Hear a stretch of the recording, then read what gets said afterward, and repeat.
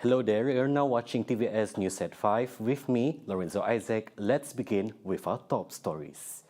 Premier of Sarawak Dato' Patinggi Tan Sri Abang Johari Tun Openg today received a courtesy call from SME CORP Malaysia. The delegation was led by the Director of SME CORP Malaysia Sarawak branch, Faiz R. Sutarji. Among matters discussed in the half-hour meeting include modern farming and food security issues in Sarawak.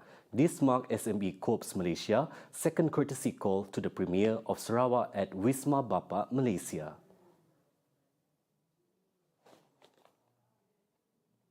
Sarawak will embark on a pilot program aimed at increasing public awareness of drug and substance abuse among drivers. This comes as the worrying trend of accidents involving drug-abusive drivers. A collaborative effort between the National Anti-Drugs Agency AADK and Sarawak Road Transport Department JPJ, the Pioneer Project will begin from May to December this year. Dan ini adalah program rintis di negara kita dan pertama sekali di Malaysia lah. Dan ianya telah dibiayai sepenuhnya oleh kerajaan negeri. He said this in a press conference after the Sarawak Anti-Drug Action Council MTMD meeting 2022 on Tuesday. Additionally, he said that the program aims to increase awareness of drug and substance abuse among driving instructors and students and at the same time promoting a drug-free driving school culture. At the same time, MTMD Sarawak Chairman Datuk Sri Abdul Karim Rahman Hamzah said the program is necessary due to the increasing number of accident cases involving drug abusers. Program ini bagi saya amat bagus sekali kerana kalau kita lihat statistik kes-kes pemandu baiknya e-hailing dan sebagainya yang terlibat dengan aksiden dan apabila dicek ada menggunakan ataupun menggunakan mengambil dadah dan sebagainya. Sebab itulah program-program di antara ADK dan juga pusat pemandu ni amat bagus sekali. The meeting was also attended by the Minister of Women, Childhood and Community Wellbeing, Datuk Sri Fatimah Abdullah. The first direct flight from Penang to Kuching touched down at Kuching International Airport KIA on Monday, April 11 at 5 p.m. as the Firefly flight FY2752 was greeted with a water salute ceremony. Minister of Sarawak Tourism, Creative Industries and Performing Arts, Datuk Sri Abdul Karim Rahman Hamzah, welcomed the 82 passengers at the VIP lounge in Kuching International Airport. At a press conference, Karim pointed out that the direct flight will occur daily and is expected to increase to twice a day starting from the 24th of this month. Additionally, he said that the flight is crucial in connecting West Malaysia and Sarawak. This is part of our effort to increase the flight or increase the number of visitors coming in with all these flights coming in from Penang, from Kuala Lumpur and other parts of Malaysia through the various airlines. Hopefully, we would be able to bring up or increase the number of visitors coming into Sarawak. The Sarawak government will continue to pursue more flight services to Sarawak. The Hajj pilgrimage packages via private companies are expected to hit an all-time high between 40,000 ringgit to 50,000 ringgit per person. This was due to the rising management costs, including accommodation, food, and transportation.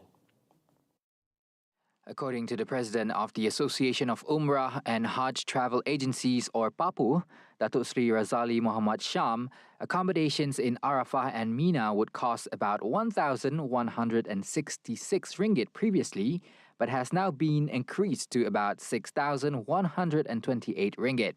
Aside from that, the increase in cost was also contributed by the increase in value-added tax, or VAT, imposed by the Saudi Arabian government.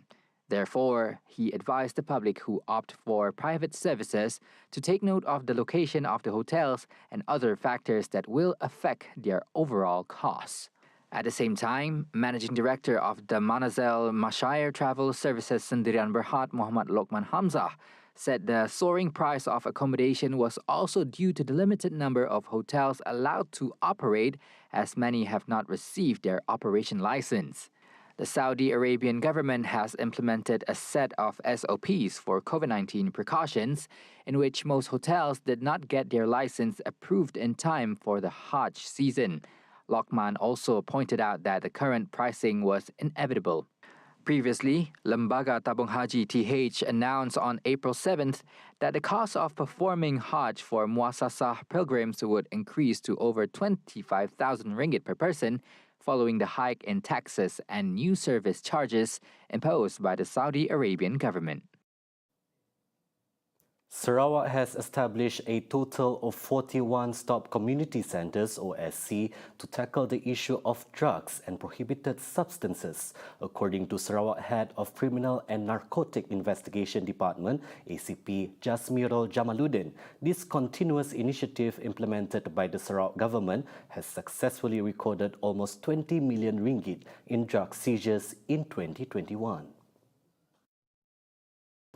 Kadang-kadang COVID sekalipun kita telah berjaya merampas lebih 19 juta dadah pada tahun lepas berbanding dengan keadaan sebelum COVID hanya beberapa juta saja. Ini menunjukkan bahawa usaha dan komitmen kerajaan negeri bersama dengan pihak Jabatan Narkotik ini sentiasa bersama.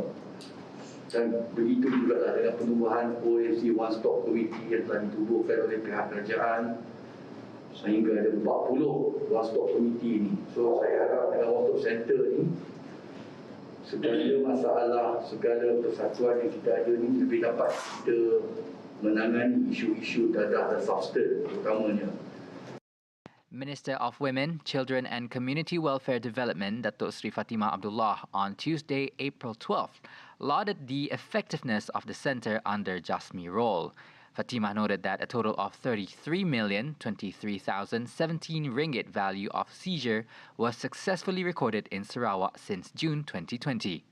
So dalam tempoh tidak sampai 2 tahun, SCP Jasmirul telah mengemudi JSJM Sarawak dan Jawatan Kuasa Teknikal OSC menangani isu dadah dan substance, dan di bawah beliau dengan kepimpinan yang sangat committed dan mempunyai visi yang jelas yang bukan sahaja dihayati oleh beliau sendiri tetapi juga dihayati oleh seluruh pasukan dan tenaga kerja di bawah beliau ini. So, ada pencapaian yang cukup cemerlang, hasil operasi yang kerap. This is very, very important. Kerap menjalankan operasi bersepadu dan berkesan. Dan rekod dari segi tangkapan yang semasa khidmat beliau adalah 14,574 tangkapan, 14,174 in less than 2 years, melibatkan aktiviti penyalahgunaan dadah dan substance direkod sejak Jun 2020. Daripada nilai daripada jumlah dadah yang dirampas, ianya dapat menyelamat 387,011 orang yang berpotensi menagih atau menyalahguna dadah, atau in terms of usage what 14,574 tangkapan means ialah 3,96,093 kali penggunaan dapat mengelakkan 3,96,093 kali penggunaan bagi setiap bulan terhadap pelbagai jenis dadah seperti syabu, ketamin, ganja, serbuk ecstasy, eramin dan sebagainya. He said the seizure of distributors' property and arrests under the Special Preventive Measures Act also recorded an increase to the value of 10,244,472 ringgit, with 59 arrests since June 2020. For the record, Sarawak ranked in the country's top 3 on eradicating drug activities. 38 individuals were left homeless after an 11-door longhouse in Betong, known as Rumah August Jampi, was completely razed to the ground. No fatalities were reported during the 10:19 a.m. incident. According to Operation Commander Vincent Baling Yapi, a team of firefighters from the Betong fire station were rushed to the scene after receiving the distress call. The operation ended at 1:15 p.m. and the cause of the fire has yet to be identified. A cargo lift accident claimed the life of an 18-year-old on Monday evening. The incident occurred at 5:20 p.m. in a supermarket along Jalan Sultan Iskandar, Bintulu.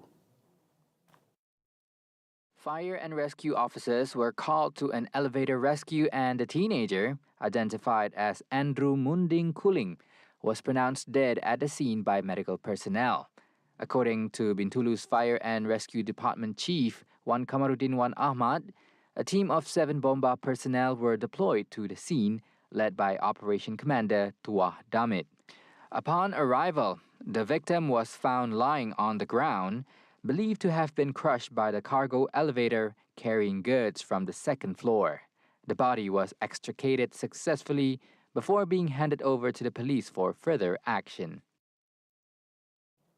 Spurred by her love of reading, Rafiah Wahi has set up a pop-up library near her home to provide free reading materials for the local community. The Book Heaven Street Library is housed in a booth with a glass door along the pavement at Muara Tuang Park, a place where book lovers can borrow, exchange, or donate books to be shared with the community. This is an inspiring story of Rafiah and her desire to empower and cultivate reading habits. Rafiah, 43 years old, started the project in 2016 after coming across such a concept on the internet. Penangga di luar negara memang setidaknya dah lama mengamalkan street library.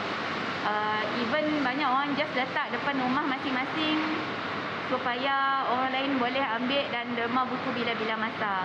So idea timbul tahun 2016, kami dah minta adik kami untuk binakan kami satu street library lah. The lecturer from University Malaysia Sarawak Unimas said she would also like to see a nationwide network of free street libraries to help combat illiteracy and break the poverty cycle through education. She started the project with her own personal collection and spread the awareness via social media. Ada dari koleksi pribadi kami dan ada juga yang orang derma lah. Bila kami share dalam social media yang kami dah letak rumah buku tu with a few of my book collections dalamnya, ada yang tampil dan datang untuk menderma buku. Malah ada yang post buku. Berkotak-kotak setidaknya post buku. Dari Semenanjung pun ada. It's not new book tapi masih dalam keadaan baik dan boleh kita gunakan lah. Rafiah describes the project as a self-service community library where people can take the books home and return them once finished. Take any title that you are interested in. Si perlu register apa-apa dan si perlu si ada due date untuk kembalikan buku lah. Sekiranya buku yang rasa suka, ingin nak simpan, boleh simpan. So far kami si nangga sebarang abuse pada benda tu lah. Such mobility cultivates reading habits among the community through encouragement and accessibility. And that concludes TVS News at 5. I'm Lorenzo Isaac. Have a good evening.